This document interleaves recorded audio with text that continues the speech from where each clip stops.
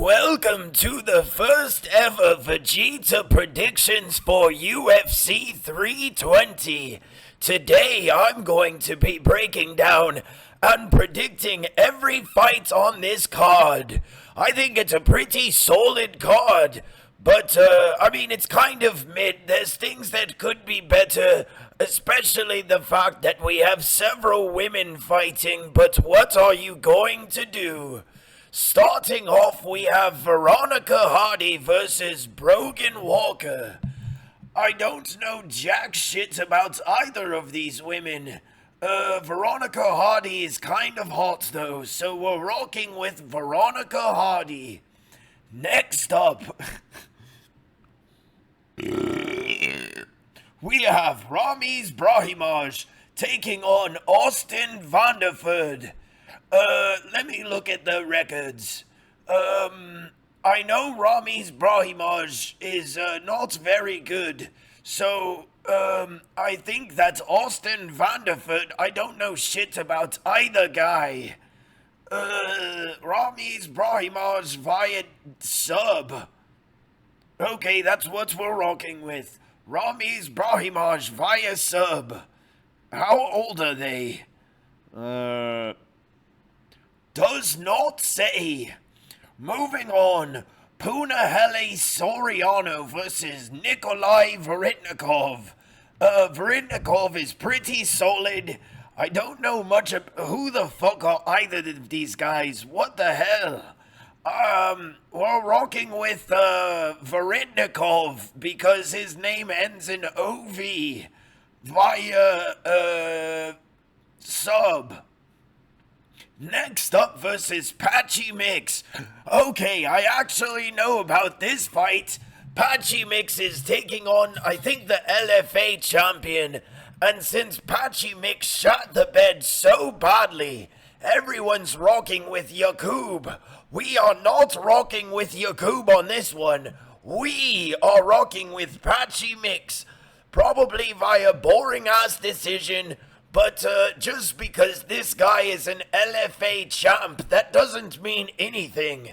His character is not even unlocked yet, see? He's still yet to be unlocked. So we got Patchy Mix via decision. Moving on, Macy Chasson versus Yana Santos. Both of these churs are chopped as fuck. I guess Yana Santos is kind of hotter, but Macy Chasson is a lot better at fighting. So I've got Macy Chasson via boring decision. Moving on, Daniel Santos versus Ju Sang Yu. Daniel Santos is kind of on a roll right now. Oh shit, Ju Sang Yu is undefeated. We're rocking with our South Korean Ju Sang Yu on this one. Purely because he's undefeated and I'm pretending to be casual. Chris Gutierrez versus Farid Bashrot. Oh, he's the undefeated Bashrot, bro. I still think Chris Gutierrez probably knocks him out. I say, second round, clips him, and then he gets a ground and pound TKO. Next up, we have Edmund Shabazian versus Andre Muniz. Both of these guys are both kind of shit. I know that Edmund Shabazian's on a win streak. I can't remember who. Let's check it out. Oh, that's right, Andre Petrosky and Dylan Budka. After losing to Gerald Mearshot in the second round, the boss music hadn't even started yet. Shabazian, I guess, is slightly better. He survived 2 rounds against Hernandez. Wow.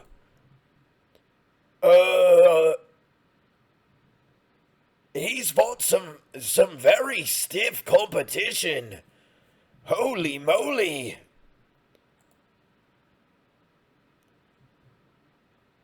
Brad Tavares, Derek Brunson, but everyone that's noteworthy he's lost to, so he's still not very good.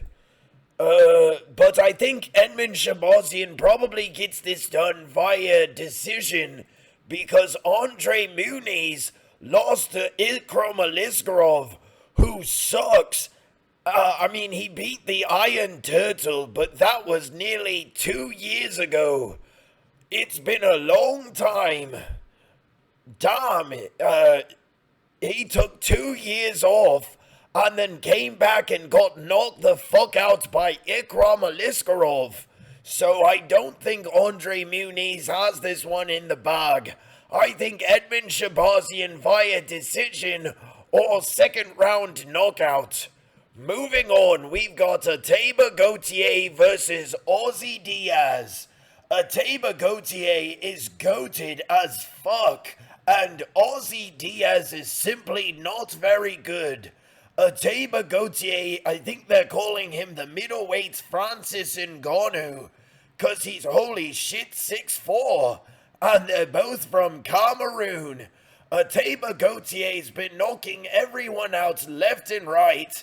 In the first round, boom, boom.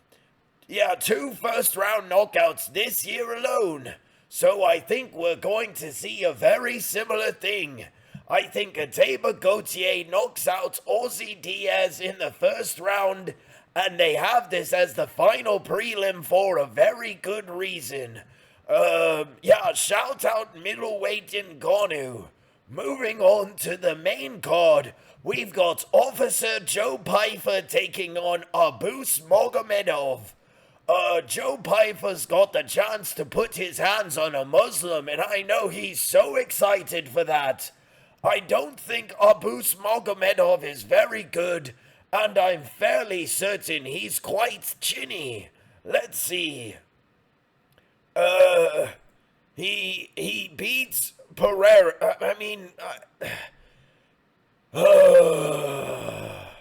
Michel Pereira is just horrible. Who did he get knocked out by? Strickland knocked his ass out.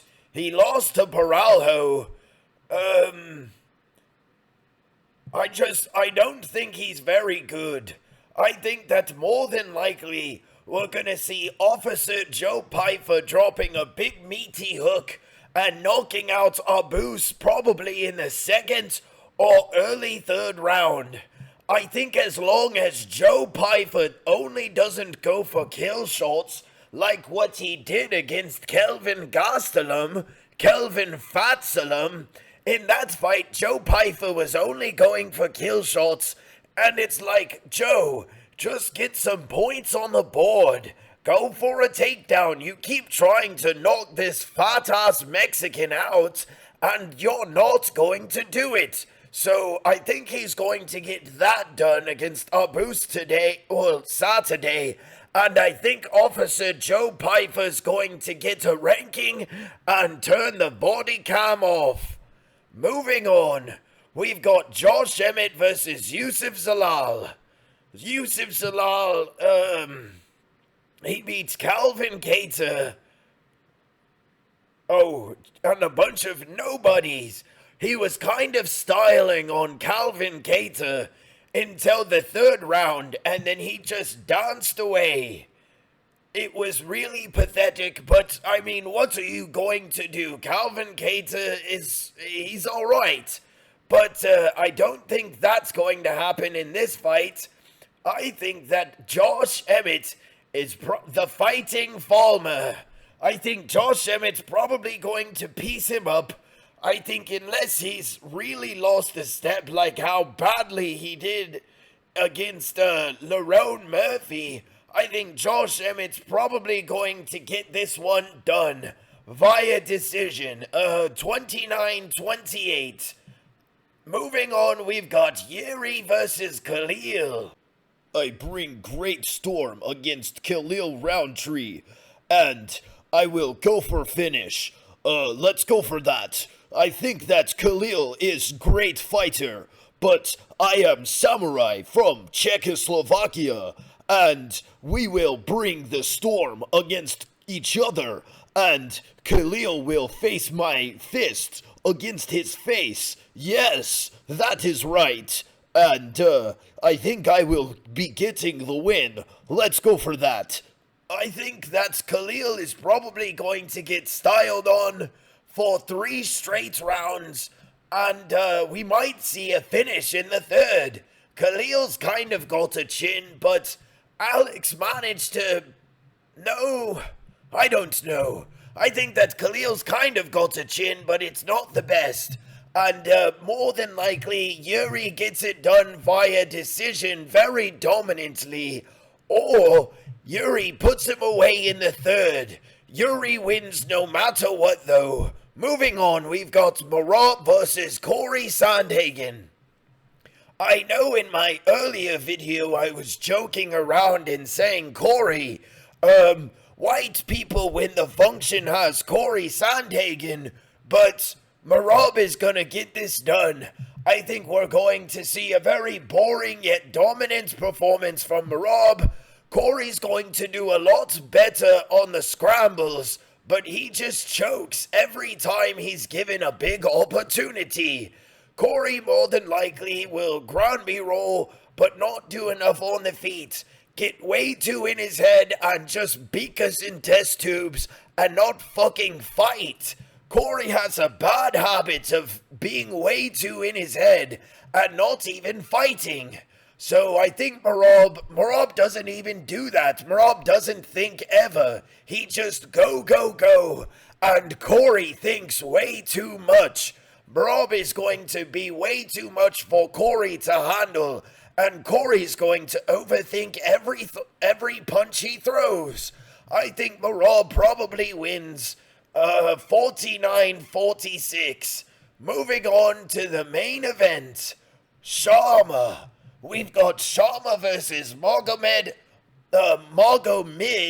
Ankalaev.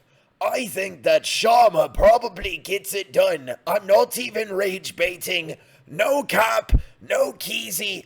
I'm riding the Sharma train with my son Trunks. I think Alex Pereira probably gets it done and knocks out Magomed in the third. I think, however, though, Alex will allow himself to be taken down, and Magomed more than likely in the second or in the third round early on will get a takedown and hold Alex until Alex can get back up. Magomed goes for another takedown. Boom! Double flying knee. Alex knocks him out. Absolute cinema. And Alex moves up to take on Tom Aspinall and become triple champ. Tom Aspinall gets knocked the fuck out by Alex Pereira, and the Sharma train ends there. Alex Pereira is triple champ and GOAT of the sport. But real talk, I think it will be a fairly competitive fight, but both of them will land a lot more meaningful shots on the other. And I do think Magomed gets at least one takedown. So Alex more than likely will have to hold, double wrist control until he can flip the hips over and get up on his knees. After that, it's Alex double knee, boom, knocks out Ankalaev, coming in for another takedown. Absolute cinema. Well, make sure you tune in to the next video. Like, subscribe, leave a comment down below for which picks you think I got wrong and which picks you think I got right.